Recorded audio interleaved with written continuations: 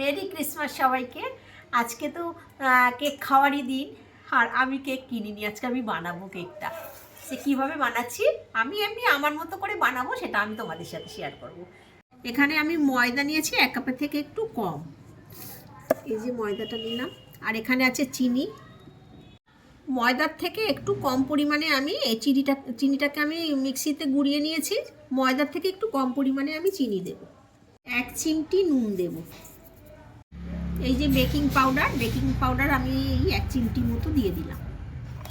এই যে baking soda, এটা দিয়ে দিলাম এই 1 চিমটি মতো। এবার এগুলো আমি ভালো করে মিশিয়ে নেব। বাটার দিলাম, আর একটু দেবো বাটার। এই যে বেশ কিছুটা বাটার দিয়ে দিলাম। এই যে এখানে দুধ গুলিয়ে রেখেছিলাম, এই গোলা দুধটা আমি গরম জলে গুলে আবার ঠান্ডা করে রেখে দিয়েছি। অল্প করে একটু আমি সাদা তেল দেব। এই যে অল্প করে সাদা তেল দিলাম, বাটারটা তো বেশি দিয়েছি, সাদা তেল আমার খুব বেশি লাগবে না। এবার এটাকে আমি ভালো করে ফেটাবো, ভালো করে ফেটাতে হবে আর কি। বেশ কিছুক্ষণটা সময় নিয়ে ফেটানোটা ফেলতে হবে আর কি।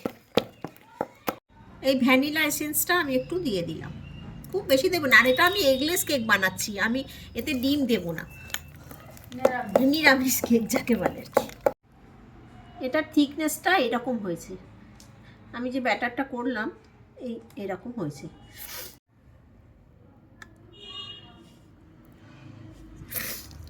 এটা পুরো সুন্দর করে এর মধ্যে করে দেবো।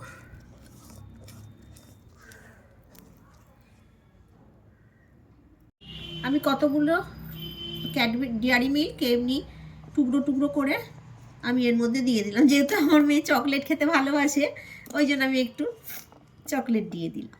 এমনিও করা যায়, যার যার মতো আর কি।